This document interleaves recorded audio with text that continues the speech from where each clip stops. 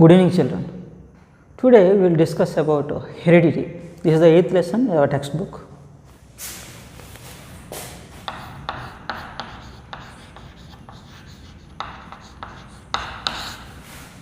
Heredity, from the parent to progeny, So in this lesson we will discuss how changes occurs from parent to progeny and how we are same as our parents. So in this lesson we will discuss about how we are same as our parents and how we are differ sometimes when compared with our parents. So here we are discussing two things. First one is how we are same as our parents and how sometimes some variations are occurs between our parents and us. Okay. So differences and also similarities. So these two will be discussed in this entire lesson, right? Before going into the lesson, I would like to discuss a primary fundamental points about the lesson. You have to keep your concentration on the lesson, entire lesson. Okay, please let me tell you fundamental steps if you are going into the lesson first. Okay, you know, if it is organism, it is made up of a number of cells.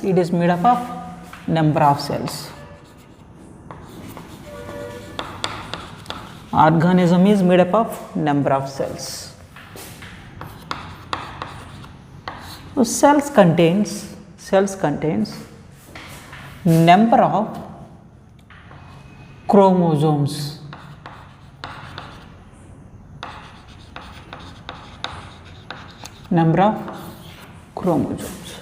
So organisms are made up of cells. Cells contains number of chromosomes. A lot of materials are there in the cell, but we are going to discuss only chromosomes in the cells. In chromosomes we can find characters.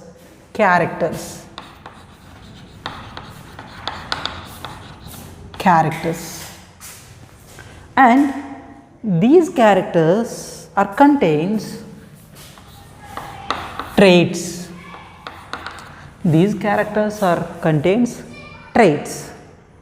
Traits contains allele or allele.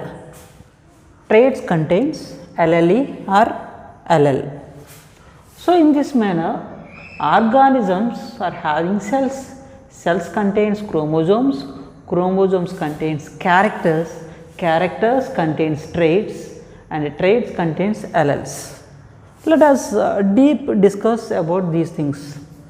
Okay. So here cells are always contains number of materials, number of organelles within it, but when we are discussing about heredity, we have to discuss only chromosomes.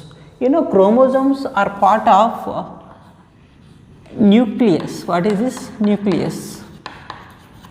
Chromosomes are part of nucleus. So nucleus is a part of a cell. So here we are discussing about chromosomes, which is part of a nucleus. You know, chromosomes are usually made up of characters. And you know, these chromosomes are having genes within itself. These contains genes. Genes are genetic materials. Genes are nothing but genetic materials. Once again, organisms contain cells. Cells contains nucleus. In nucleus we can find chromosomes. Chromosomes are made up of genes. Within genes and chromosomes we can find characters. You know, we are regularly using mobile phones. In mobile phone we can store 150, 200, 300 movies in that.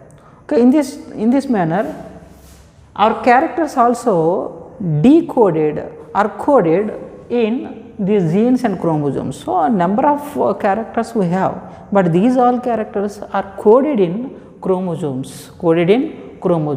So here characters are coded in the chromosomes, characters are coded or hide in the chromosomes, and each character have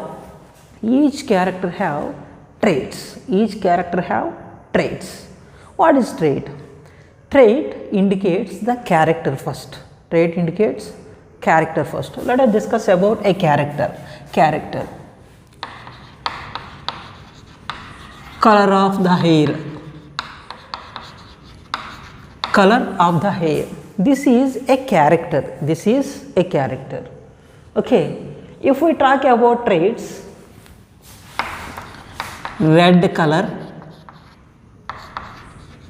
hair, red color hair, black color hair. So red, black, these are traits. So traits are part of character.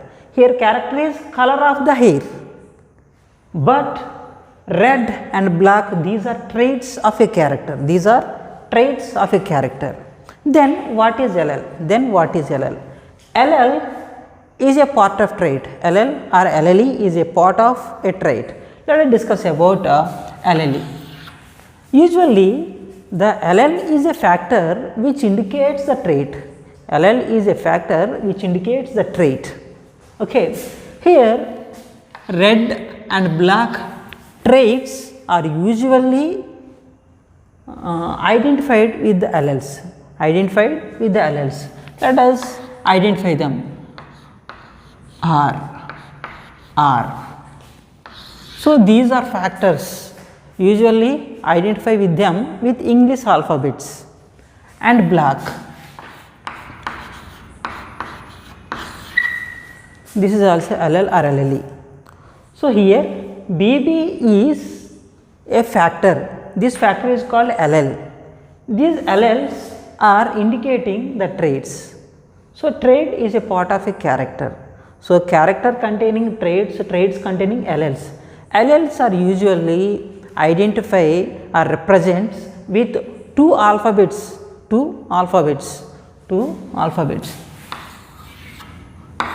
Here BB is LL. Every LL contains two alphabets. We use to represent LL with two alphabets every time and always. Okay, so BB means black, RR means red. Okay, so this is called LLE. So LLE is indicating trait. Trait is indicates the character. Okay, character is containing traits. Okay, trait is nothing but color, red color, black color is a trait. Here LLE is nothing but the factor which is showing the trait, Okay. So here we are discussing about how the organ is made up of. Organism is made up of underlevelly allele, trait and characters and chromosomes and cells, and these cells are made the organism. This is we should know before going into the lesson.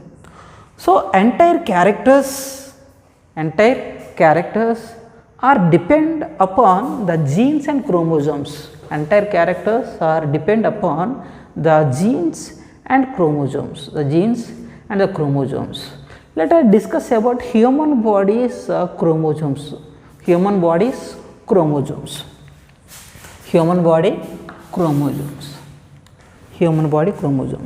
You know, our body contains crores of cells, but every cell is containing 23 pairs of chromosomes, 23 pairs of chromosomes, 23 pairs of chromosomes.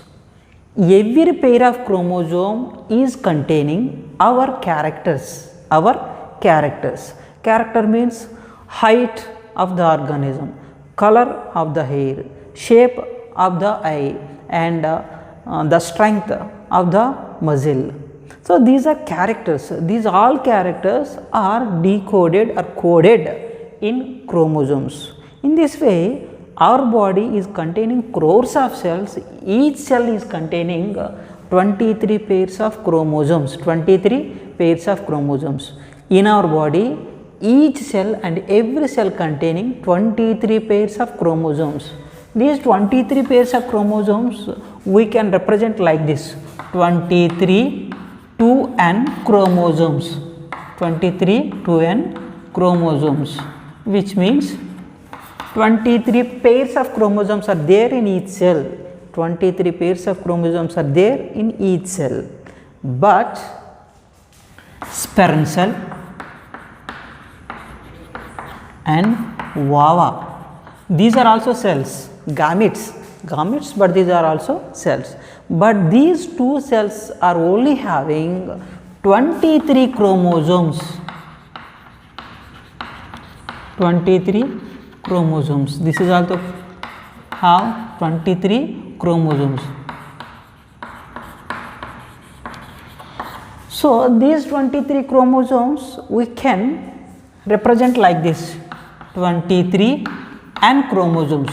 23 and chromosomes. In sperm cell and ova or ovum, we can only see 23 chromosomes only in human being. Except sperm cell and ova, every cell is containing 23 pairs of chromosomes. 23 pairs of chromosomes. Among these 23 pairs of chromosomes, 22 pairs are autosomes. And one pair is allosome. When we discuss about sperm cell or ova, they contain 23 autosomes and one allosome.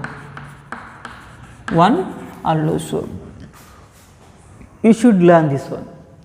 So in our body, 22 pairs of autosomes and one pair of allosomes are there in each cell. In ova and sperm cells, we can see only 22 autosomes, one allosome. There is no pairs. All you know, if sperm cell and ova fuses or combines or mates or fertilizes, then zygote forms. Zygote is a cell. When ova and the sperm cell fuses, then zygote will forms. This zygote will do mitotic divisions and will make a complete developed baby after 270 days. Okay. So we should know one thing first. This is sperm cell. This is ovum. It contains 22 chromosomes. That means autosomes, and one allosome. This one allosome can be represented like this. This one chromosome can be represented like this. I already told you every allele is represented with two alphabets, English alphabets. Here we have X, Y alleles, XX alleles in female, XX alleles in female, and in the sperm cell 22 autosomes are there.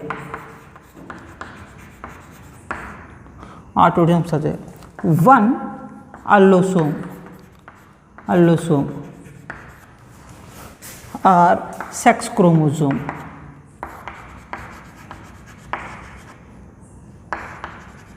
This is also sex chromosome. We can call this as sex chromosomes. Sex chromosome. So this allele or this allosome can be seen like this: X and Y. So in the ova there is 23 chromosomes. In sperm cell here 23 chromosomes. When ova and sperm cell fuses, and sperm cell fuses, combines or fertile. Then the baby will come like this. If X allele combined with X, XX, female baby will comes. So here we are discussing about sex determination. Here we are discussing about sex determination, how sex determination is happening in human beings with the help of chromosomes, with the help of chromosomes. So in this entire lesson we will discuss about only chromosomes and how it is responsible for the changes in progenies and offsprings. Okay. So here X and X alleles combines, then XX will forms, which means the female baby will comes. If Y combines with X, then XY, which means male baby will forms, male baby which forms. Okay. If X combines, again XX, female baby will forms. If Y and X combines and XY, male baby will form, male. So XY is represent male, XX is representing female. So here the sex determination is held under the Y chromosome, which is only present in male sperm cell, So only Y chromosome or Y allele is responsible for the sex determination. Sex determination is only works under sperm cells Y chromosome, Y chromosomes.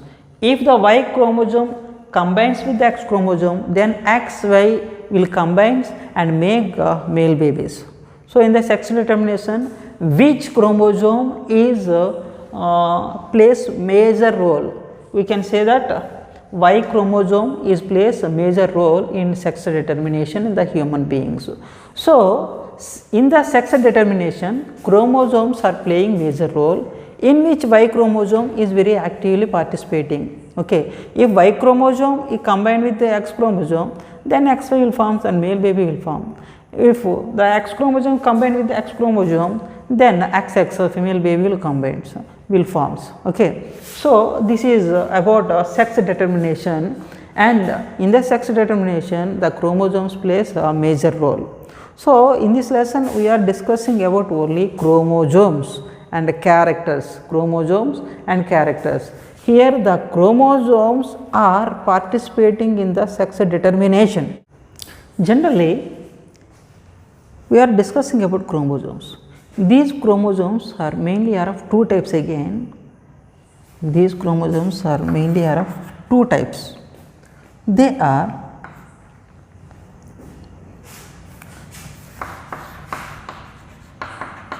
dominant and recessive.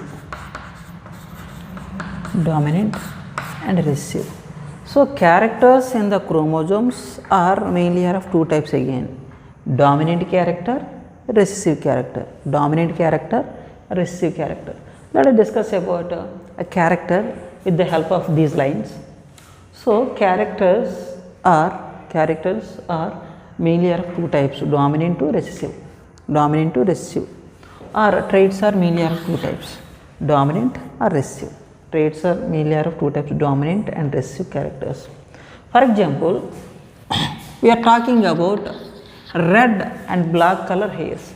If the vava are mother chromosome,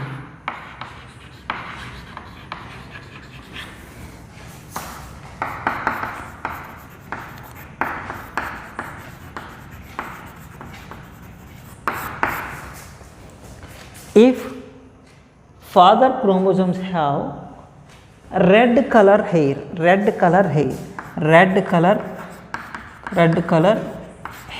this is a trait. Red color hair is a trait. If the mother have black color hair, so these two characters are carry forwarding with the chromosomes. So, when these two characters, when these chromosomes fuses or combines, then one of the chromosome or one of the character will comes in the next generation, or next offsprings. So, here the sperm cells are carry forwarding the characters which already discussed. Red color hair is containing father chromosome and black color hair is containing mother's chromosome. When these two characters are combined, then one of them will comes in the next generation, For example, if XX chromosome combines, then XX will female baby will form, all we know that. If the red color hair is dominant, then the baby will have red color hair. If the black color hair is dominant trait in the mother, then the baby will have black color hair, which means two type of traits are coming from the mother and father. Among these two, if anyone is dominant, then this dominant character will comes in the next generation, So, in which is suppressed, which is dominating by other, that is called as a recessive character, If the red color is a dominant character, then black color is a recessive character, So, recessive character is nothing but a hiding character in genetical manner, and whereas red color is a dominant character which is visible, which is appearing outside, Like this, traits are of mainly two types. They are dominant trait and recessive trait, or dominant character or recessive character. So, recessive characters cannot be appearing out, they are hiding in the genes, whereas dominant characters are appearing outside by forcefully stopping the recessive characters. In this way, the traits are of two types, dominant trait or recessive trait. We can say this, dominant character or recessive character. So, we should know one thing. We just like, for example, if I talk about me, I am looking like as my father. Why? Because I got entire characters of my father. So, when I talk about my parents, my father's chromosomes and characters are dominant. That is why his characters are came to me. In this way, which chromosomes or which characters are dominant, they will be appear in the next generation or offsprings. Some characters which are not appearing in the next generation, they are hiding in their cells, in the cells of the offspring. So, some characters coming outside, they are called as dominant characters. Some characters are not coming out, they are hiding in the cells, they are called as recessive characters. It should be very clear. Okay. Let us discuss about heredity lesson. This is only a rough structure about the lesson. If we know about the chromosome, then only you will learn clearly about the heredity lesson. That is why I am just telling about outlines about the heredity. Okay. So, we discussed about organism. The organism is made up of cells. The cells are made up of chromosomes. Chromosomes are having characters. Characters are containing traits. Traits are containing alleles. These are nothing but factors. These alleles are generally represent with English letters. So, RR, big R's are there. This means red color, BB. This means black color. We are just representing with these English letters only. Okay. If I use RR, it is called homozygous allele. If I represent RR, this is called as heterozygous allele. heterozygous allele. This is called heterozygous allele.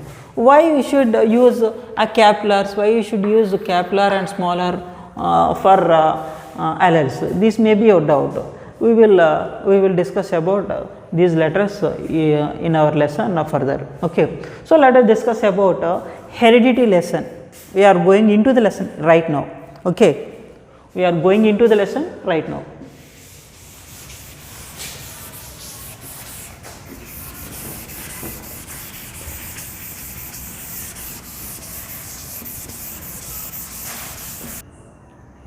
So, why we are same as our parents? Due to heredity. Heredity is nothing but passing on of characters, mental or physical characters genetically from one generation to another generation is called heredity. Once again, passing on of mental or physical characters from one generation to another generation is called heredity. For example, passing on of my father characters to him to me, from him to me is a heredity. Once again I am repeating, the passing on of mental or physical characters genetically from one generation to another generation is called heredity. So, I just like my father, I looks like my father due to heredity. So, here the characters of my father is came to me. So, the passing on of these characters, is nothing but a heredity. Okay. So, heredity is reason to we are same to our parents. Heredity is reason to we are same as our parents. So, this is only reason why we are same as our parents due to heredity. Let us discuss sometimes we are differ when we compare with our siblings or your brother, your sister, like this.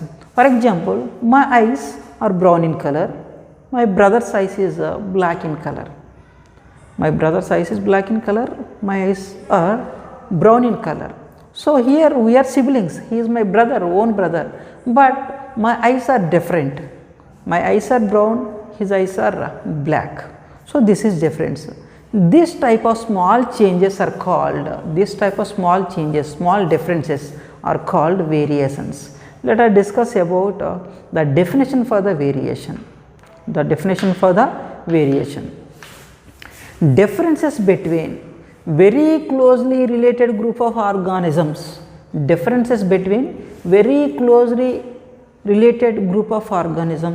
are called or referred as variations. For example, very closely related group of organism is my brother or my father or my sister. So, my eyes or my ears or my hair is differ when compared with them. So, this is called variation. Although we are human beings, although we are belongs to same family, my eyes and their eyes are different. So, this type of small differences within very closely related group of organisms is called variations. So, here variations and also similarities are occurs due to the cause of chromosomes which are present in cells. So, chromosomes are only reason for the differences and similarities. Here we are discussing about heredity. Heredity means passing on of character from one generation to another generation. This is called heredity. So, we are same as our parents due to the cause of heredity. The characters are coming from your parents to you. This is called heredity. And why sometimes we are differ from our parents or brothers or sisters? Due to chromosomes also. These differences are called variations. Is it clear? So, these are main differences between heredity and the variation. Sometimes in some species, variation may leads evolution. For example, all you know that human beings came from apes. Apes means monkeys. Okay. So, several years some changes occurs in the ape species. Then after millions of years, after millions of years, the human beings is arises. So human being is came from the apes or monkeys. Okay, here a lot of changes, a lot of variations occurs in the generation to generation, generation to the generation, generation to the generations. Then lastly the human being is came from the ape. So here the small changes, small differences leads to evolution. Evolution is nothing but changes in characters, changes in characters, changes in characters in successive generations. In successive generations is called evolution again. Okay, changes in characters in successive generations is called evolution. For example, once upon a time there was a ape, and there is a lot of changes occurs, and then the human being is came from. Okay, here the human beings came from the ape. So lot of changes are there, lot of variations are occur there. That is why these all variations and changes leads to evolution. Evolution means a change.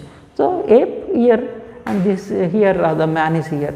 So man is came from the ape. So this is called evolution. This is called evolution. So we will discuss about how many scientists are worked about knowing the evolution and the variation and the change like this. So in this lesson we will be discuss about scientists which were mentioned in our textbook. Several scientists were worked about knowing the variations and evolution like this, but very few scientists are mentioned in the textbook. These scientists will be discussed in this lesson. Okay, let us note down about one by one. First one, Mendel.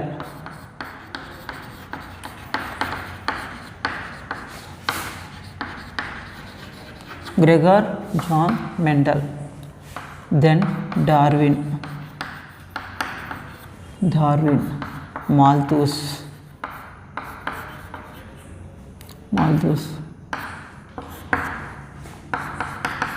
Alfred Wallace,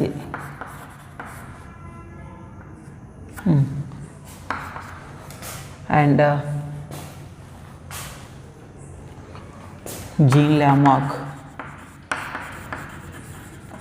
Jean Lamarck.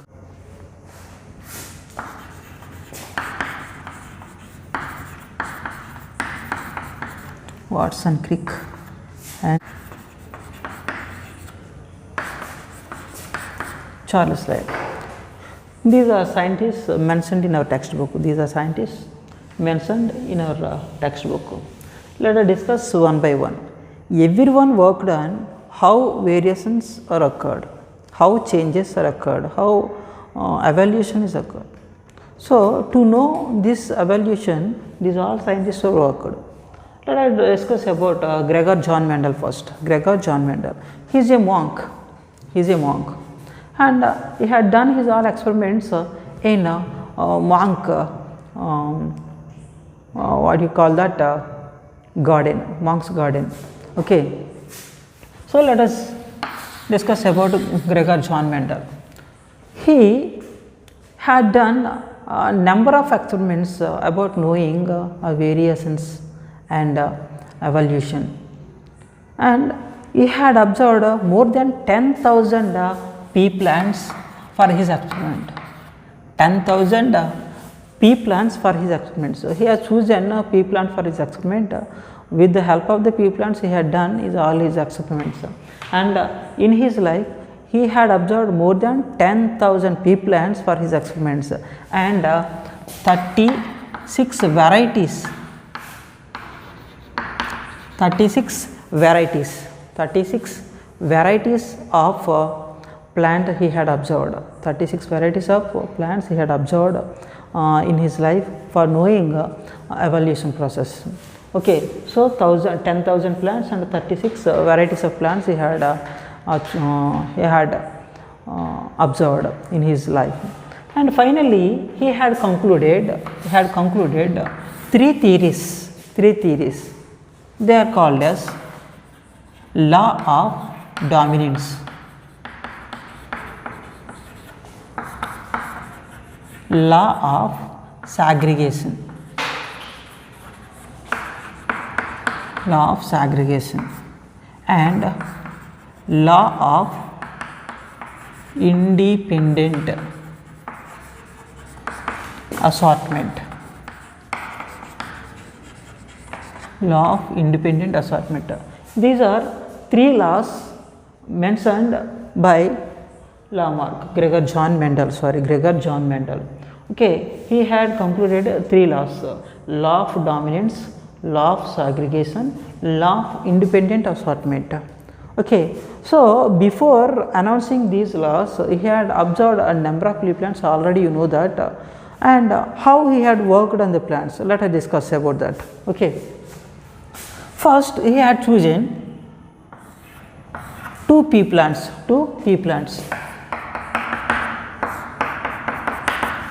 which gives yellow color seeds, which gives green color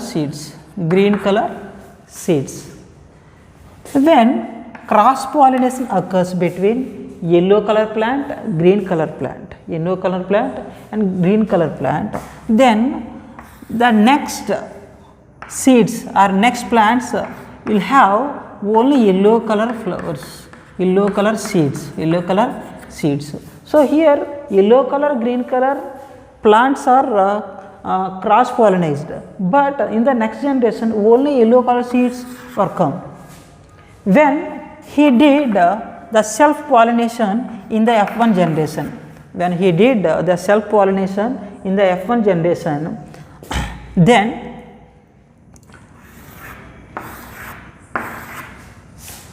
yellow color and green color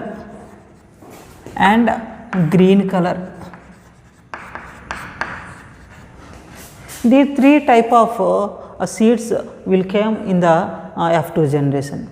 So here he had done one type of experiment.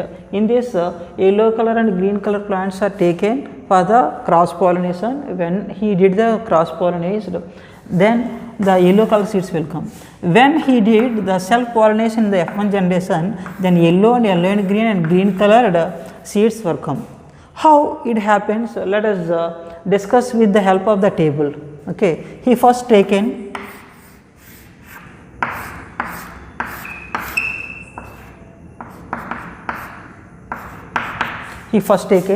pure yellow color seeds and green color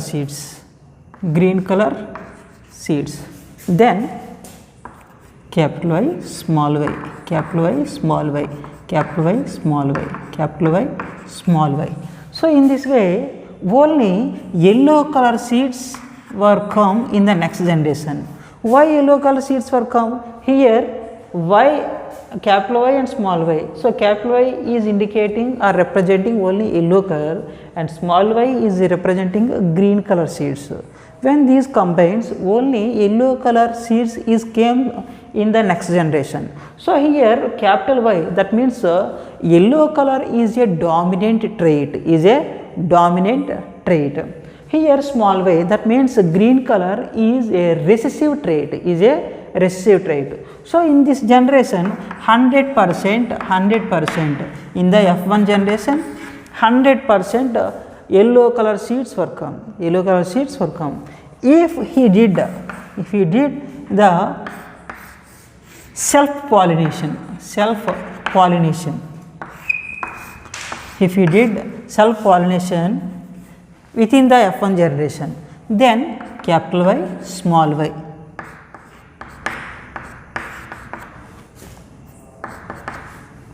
capital Y, small y, then what will come? Let us see.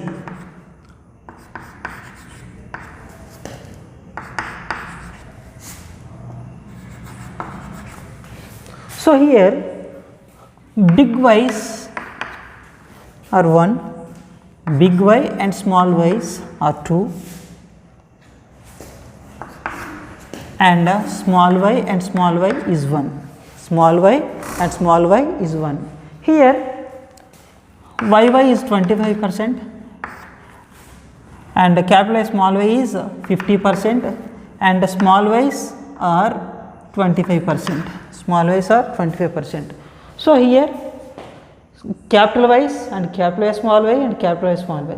These three are looks like yellow, whereas these two small y's are looks like green only. So pure green is only 25%, pure green is only 25% and pure yellow is only 25%, pure yellow is only 25%, whereas it is looking like yellow, but it is itself having a green color within it, that is called 50%, that is called 50%. Here in this we can see 75% of seeds are in green in yellow color. 75% of seeds are in yellow color. Only 25% of seeds are only green color. Okay. So if we discuss about phenotype and genotype in this, phenotype and genotype. Phenotype is nothing but the appearing characters. In this we can see 75% of yellow, only 25% of green is we can see there, 25% of green is we can see there. So in the F2 generation, what is the phenotype ratio? Then we can say 75% and 25%, each is indicated like this, which can be represented like this. 3:1 is a phenotype ratio in the F2 generation. 3:1 is a phenotype ratio in the F2 generation. Is it clear? So in this 75% of seeds are in yellow color, only 25% of seeds are in green color. Okay. Let us discuss about the genotype character. Genotype means the genetically designed characters within the seeds. The genetical designed characters in the seeds are called genotype characters. So let us discuss about genetical character. Pure yellow is 25%, that means 1%, and it is looking like yellow, but it is itself having green color within it. This green color is recessive character. That is why it is impure yellow. Impure characters are 50%, that is indicating like 2, and pure green is 1%. Pure green is 25%, that can be represented like this. So what is the ratio? What is the genotype ratio in the F2 generation? 1:2:1. 1 is pure yellow, 2 is impure yellow, and this one is pure green. So this is outer look only. So phenotype means appearing character, outer look, that is 3:1. What is the phenotype ratio in the F2 generation? 3:1. Okay. What is the genotype character in the F2 generation? That is 1:2:1. 1:2:1. Phenotype ratio 3:1. Genotype ratio 1:2:1. Phenotype means appearing characters, that means 75% of yellow, 25% is green, that is indicating 3:1. And in the genotype character, pure yellow is 25% and impure yellow is 50% and pure green is 25%. 1:3:1. This is ratio. So phenotype ratio is 3:1. Genotype ratio is 1:2:1. 1:2:1. If we talk about phenotype ratio in the F1 generation, 100% yellow. If we talk about phenotype ratio in the F1 generation, that is 100% yellow. If we talk about F2 generations, phenotype ratio 3:1. If we talk about genotype ratio in the F2 generation, 1:2:1. Is it clear? I don't discuss about this one again and again. Okay. Let us discuss about law of dominance, which is told by Gregor John Mendel. He said that in each character there are some traits. Every trait have some factors called alleles. These are called alleles. Among these alleles, one of the allele is dominant when compared with other one. Okay, this dominant character is continuously appearing out in the generation to generation. In sometimes the recessive character may comes out, but he said that dominant character and recessive characters are there in each trait. Dominant character and recessive characters are there in each trait. Here the dominant character always dominates the recessive character. That is why the dominant character will comes in the next generations. Is it clear? So he only said that law of dominance. Within this he said that traits are having alleles. These alleles are two types. First one is dominant, second one is recessive. Dominant character will comes out on the next generation. A recessive character is dominating by the dominant character. It is suppressing, is controlling by the dominant character. So he simply said that traits are two types, or alleles are two types, dominant or recessive. Dominant character always try to comes out. It is always control the recessive character. So he said that only. He said that this thing in the law of dominance. In the dominance, one dominant trait is always dominating the recessive character. He said that enough. And second one is law of segregation. Law of segregation is nothing but the same characters passing on from one generation to other generation. The same character as it is passing on from one generation to another generation is called law of segregation. For example, my father's eyes same like me. If my eyes just like my father, then this character is as easily comes to me from my father. This character is as easily come to me from my father. Okay, this is what segregation, law of segregation. So law of segregation is a part of heredity, but here he said that law of segregation is a one theory in which a character as easily carry forwarded by one generation to another generation, This is what he said in the law of segregation. For example, my mother's nose is very sharp.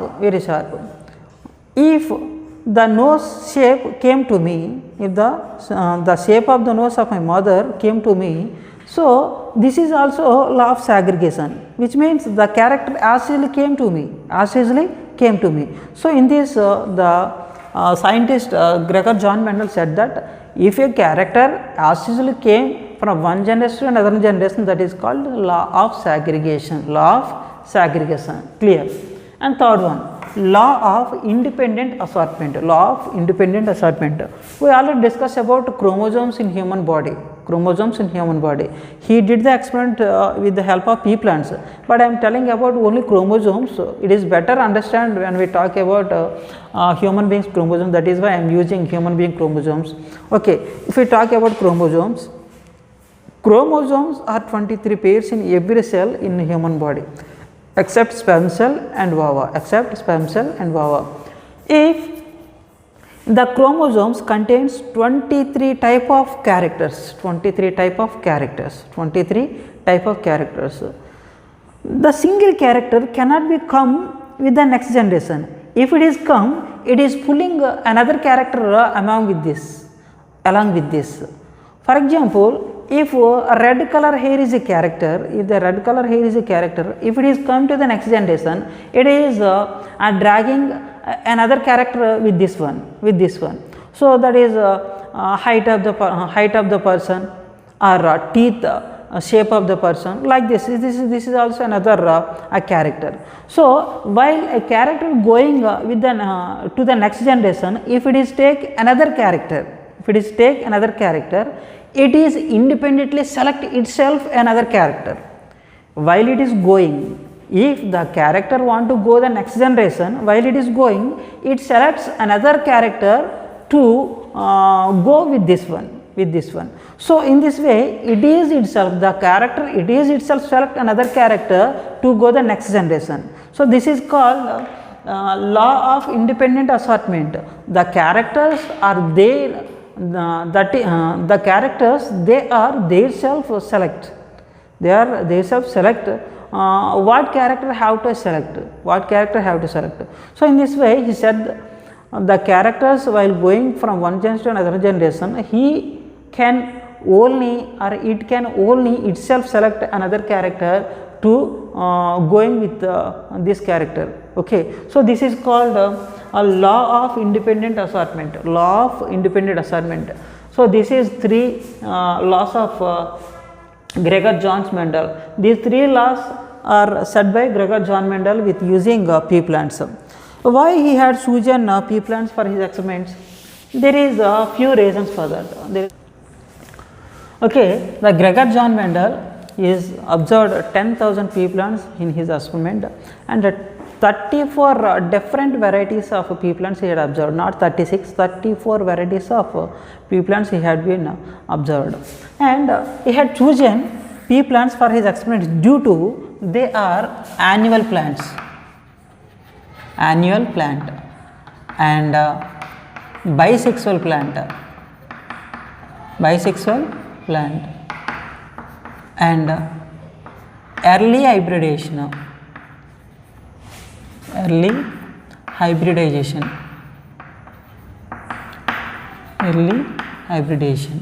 and predominant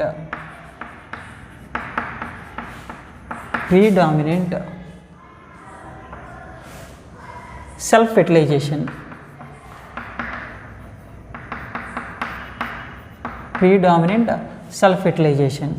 And this is bisexual plant, annual plant, early hybridization, predominant self-fertilization, and fifth one is also there, that is called bisexual plant. Is that completed? Well defined characters it has. Well defined characters.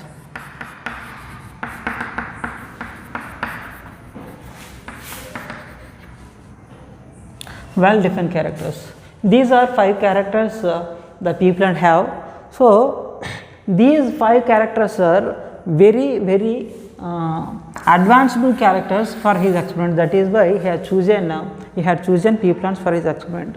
Annual plant, bisexual plant, early hybridization, predominant self-fertilization, and well-defined characters. Okay, and also he has chosen 7 pairs of characters. For his experiments. These 7 pairs of characters are very contrasting characters. They can clearly appear outside. That is why they are called as contrasting characters. So he had chosen 7 contrasting characters. He had chosen pea plants due to they have these 5 characters. So why do he chosen pea plants? Because they are annual plant, bisexual plant, and early hybridization and predominant self-fertilization and well defined characters it has. That is why he had chosen this one. But he had chosen 7 pairs of characters. Let us discuss what are they. First one is color of the flower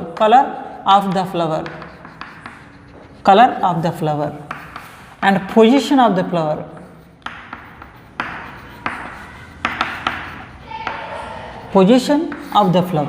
Next one, color of the seed and shape of the seed.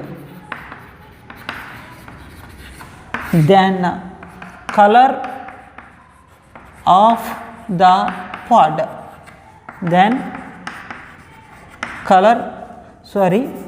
Shape of the pod.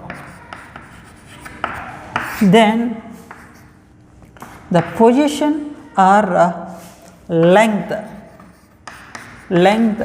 of the stem. These are characters characters, 7 pairs of characters he had chosen for his experiments. Okay. So, let us discuss what are the pairs of characters. What are the pairs of characters? First one is dominant character, second one is recessive character. So, this is only observed by Gregor John Mendel. So, flower color purple is dominant character, white is recessive character. Within his observation, within his experiment, purple color is dominant character, white color is recessive character. And position of the flower, axial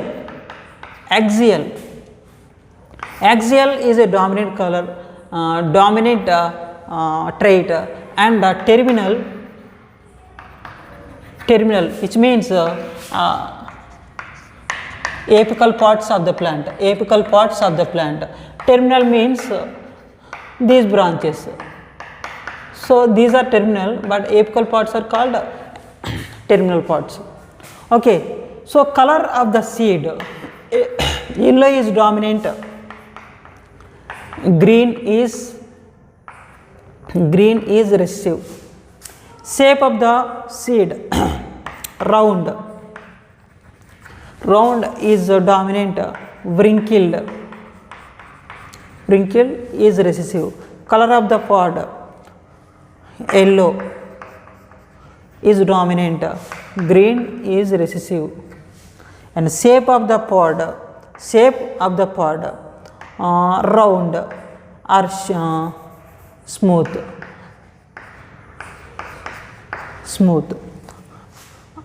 and wrinkled is recessive character. Length of the stem, short is a dominant character, long is recessive character. Short is dominant character and long is recessive character. So, these are 7 pairs of characters chosen by the Mendel for his experiments. Okay. So, what contrasting characters chosen by the Mendel?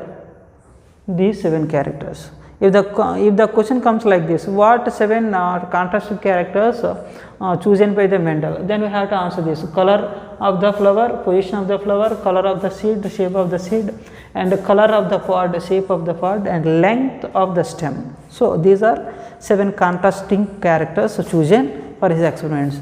Why do Mendel choose pea plants for his experiments? Then we have to answer this only: annual plant, bisexual plant, and early hybridization, and predominant self-fertilization, and well-defined characters, right?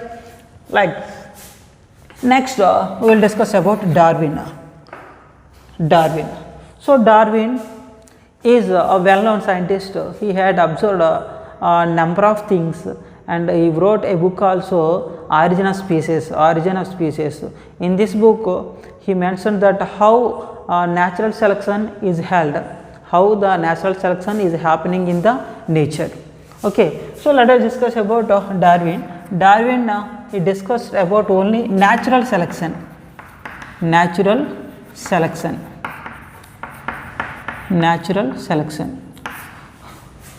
So, while he is going to the Galapagos Island with the help of HMS Beagle. This is a ship which he used for the traveling of Galapagos Islands. Okay. While he is traveling, he observed that finch birds.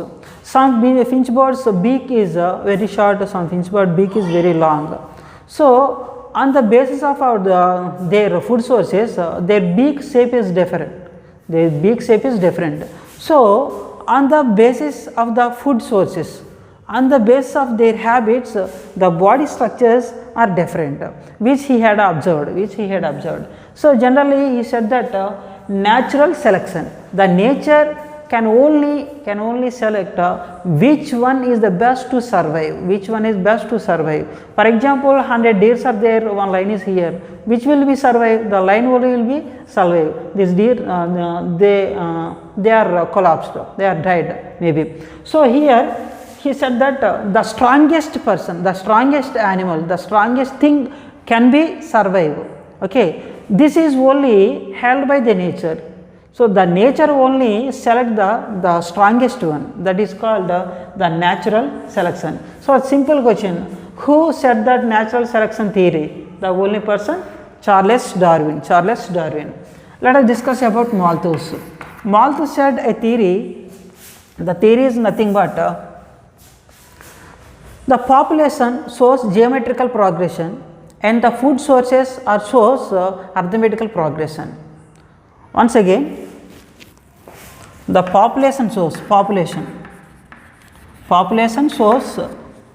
geometrical progression 1, 2, 4, 8, 16, 32 like this, and food sources shows geometrical progression and arithmetical progression, that means 1, 2, 3, 4, 5, 6 like this, which means the population is growing when the food sources are very slowly growing. So, sufficient food is not there to the population. So, in this way, for the food sources, population will fight each other, then the thickest one, the strongest one will only survive. So, the Malthus theory telling us that population is growing in the geometrical progression and food sources are growing arithmetical progression. This is theory told by the Malthus. Let us discuss about Alfred Wallasey. Alfred Wallasey, he is scientist, he is also worked on the natural selection theory. Natural selection theory. The Wallasey and Darwin together wrote a article in the Linnean Society. Linnean Society. This is a journal of Linnaeus. So, Alfred Wallasey and Charles Darwin together wrote a journal in the Linnean Society, right. So, he is also worked on natural selection, and Jean Lamarck, he said that inheritance of characters. What is inheritance of character? For example, the deer want to survive in a what do you call okay. So, here Jean Gregor Lamarck, he said that the theory called inheritance of acquired characters, in which the characters which we want, we can prepare, we can synthesize, we can develop, which means we can develop which character we needed. For example, giraffes, once upon a time giraffe's neck is very short. When the food sources are not enough in the forest, they used to try to stretch their neck like this. Stretch their necks like this. That is why for a few years or some more years, the neck of the giraffe is growing, then it is reached to get the food sources in the forest.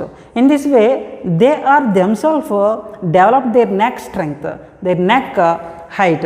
So, in this way, the characters of the organism can be developed themselves, that is called inheritance of acquired characters,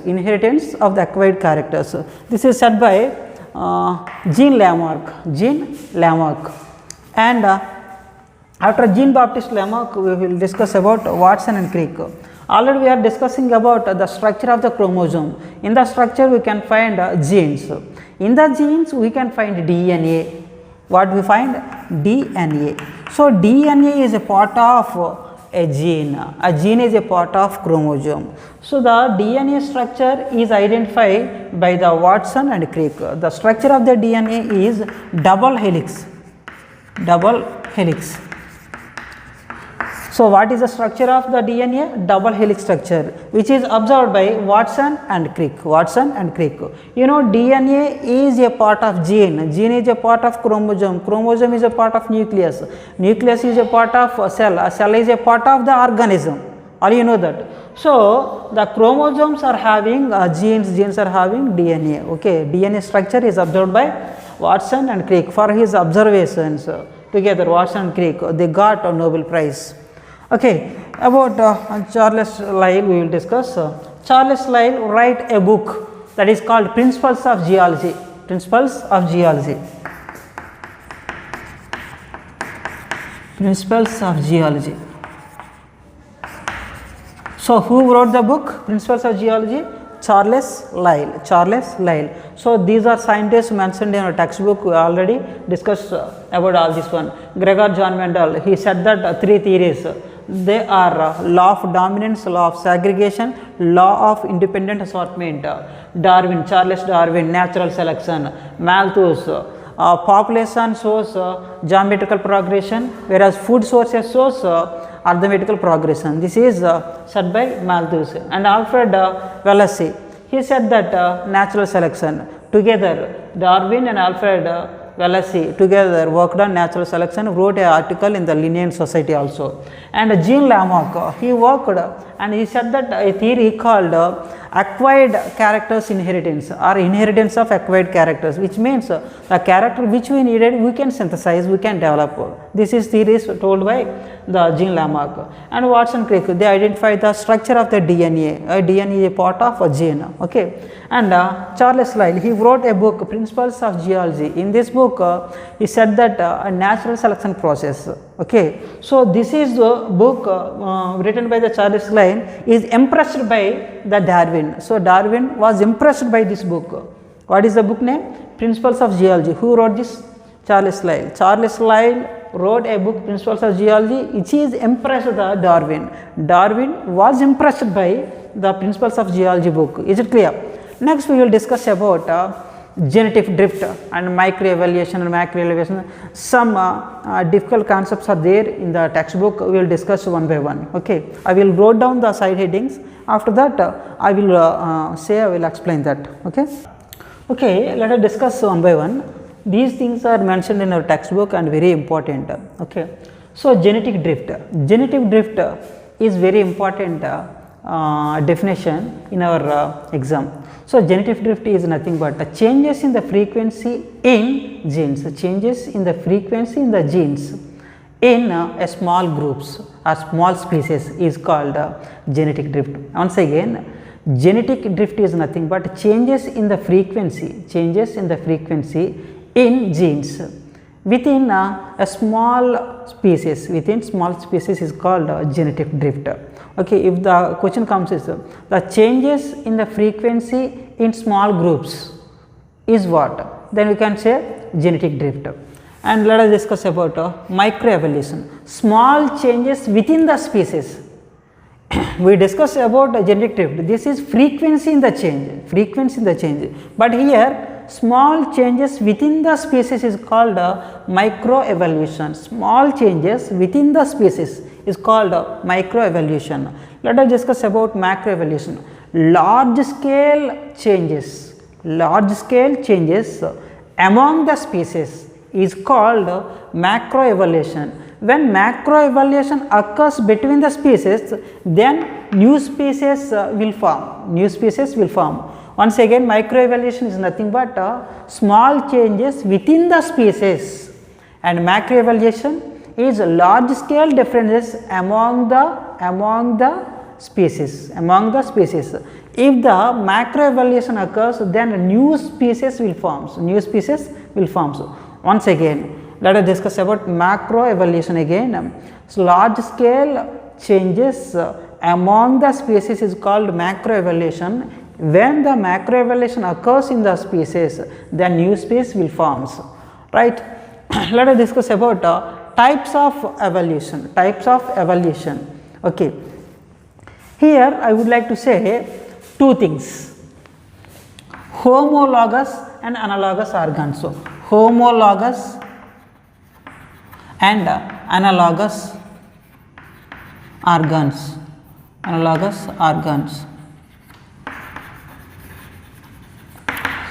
In some animals, for example, human beings, we use our hands to grasp the material, whereas in the tiger, the tigers used to run with their legs, and also blue whales, they use their fins to swim, and also bat, it uses its patagia for the flying purpose. So we have to know one thing. These all things are limbs. Forelimbs are hind limbs, like that. These all limbs are used for different purposes, but the internal structure is same. The internal structure is same. For example, tiger legs, human's hand, and whale fins, and bat patagia. So internal structure of tiger leg and human hand, and also whale's fins and patagia of the bat is same. The structure is same, but the purpose of the using of organism is different. Structure is same, the function is different. The structure of the internal parts are same and the function is different. That type of organs are called homologous organs. Same in structure, homologous organs, same in structure, different in function. Here the structure of these all things are same, but the function is different. This type of organs are called homologous organs. Same in structure, homologous organs. This is a small code. Same in structure, homologous organs. Okay, this is called, this type of evolution is called convergent or divergent. Divergent evolution. Divergent evolution, which means the organs internal structure is same, the function is different. That type of organs are showing divergent evolution. The structure is same, function is different. That type of organs are called homologous organs. If the organism have homologous organs, it is showing divergent evolution. Let us discuss about SSA, analogous organs.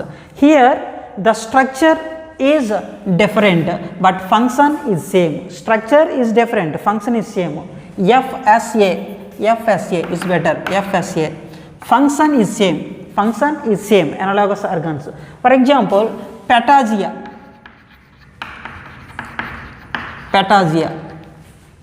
and also wings of dragonfly. Wings of dragonfly. Dragonfly wings are very thin in the nature.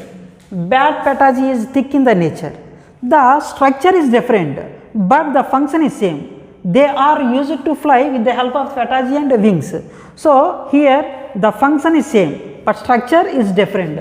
The structure is different and this structure is different. So when compared with the bat patagia and dragon's wings, the structure is different but function is same. So this type of organs are called analogous organs. If the organs showing analogous organs, if the organism showing analogous organs, that is called divergent or convergent evolution. So convergent evolution only seen in analogous organs. Analogous organs is nothing but different in the structure, same in the function. Different in the structure, same in the function. Different in the structure. For example, dragonflies wings and bats patagia. Once again, convergent evolution seen in analogous organs. Analogous organs are nothing but function is same, structure is different. Function is same, structure is different. And another concept, fossils. Fossils are nothing but remains of ancient forms. Are evidences of ancient forms. Ancient forms means long ago they lived on the earth. So the evidences, if available in the nature, they are called as fossils. The study of the fossil is called paleontology. The study of the fossil is called paleontology.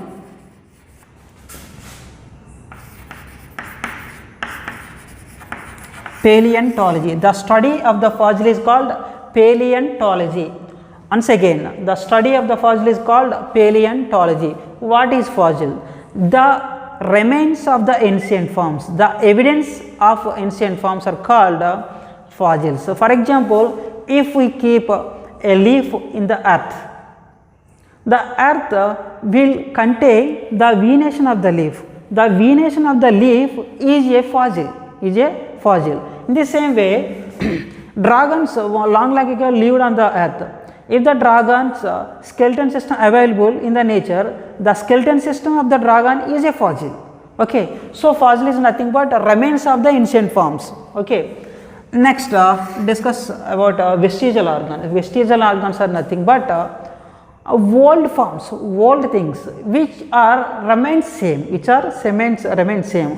For example, in our body 180 vestigial organs are there. In our body 180 vestigial organs are there. For example, pinna of the ear, this is a vestigial organ, and a nipple of human beings, male human being, nipple of male human being. And appendix also a vestigial organ in our body. Appendix combined with our alimentary canal, which is mostly useful in elephants and also buffaloes, like this herbivores. Mostly use this this part. This is mostly useful for digestion of the cellulose. We mostly avoid the cellulose food material. That is why this is not useful in our body. Okay, this is not useful in our body. So useless things, useless organs in our body are called vestigial organs. Useless parts in our body, there is no use with that organ, but it is remains in our body, that is called vestigial organ. In our body 180 vestigial organs are there, 180 vestigial organs, like pinna of our ear, and also nipple of male human body, and also what you call right now appendix, right. So here vestigial organs are 180 in human being. In some people, some tails are there when they birth. Some babies are born with tails. That is called atavism. Some babies are born with tails. That is called as atavism. Atavism nothing but ancient forms remain same. Ancient forms remain same in the human being. Once upon a time, we are just look like monkeys. We came from monkeys, apes. Okay, they have tails. The tail is again appearing in the baby. That is called atavism.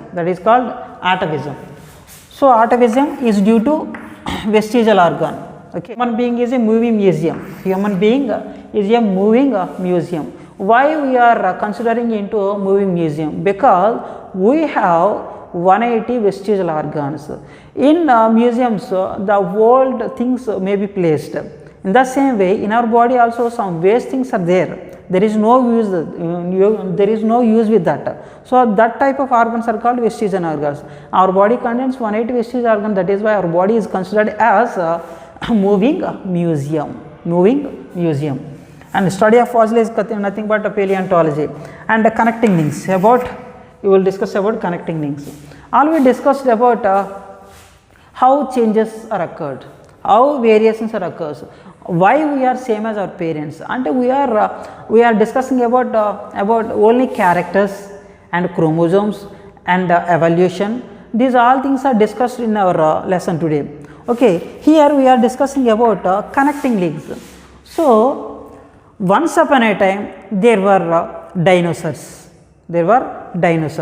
These dinosaurs are developed and convert into birds, are developed into birds. This is called evolution.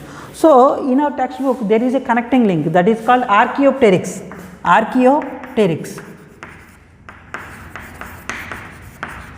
Archaeopteryx is a connecting link which look like a reptile and also a bird.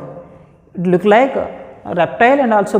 it is containing reptile character and bird's character. In the evolution process, it is not losing its characters belongs to the reptiles, and it is developing into bird. So in this type of examples, we can easily say that evolution had occurred. Due to this evolution, birds are coming from the reptiles. So this is a connecting link. Archaeopteryx is connecting link between the reptiles and the birds. This is best example for the evolution process.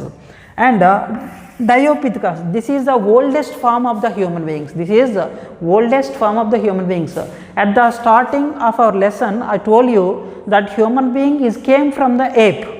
Ape is nothing but a monkey.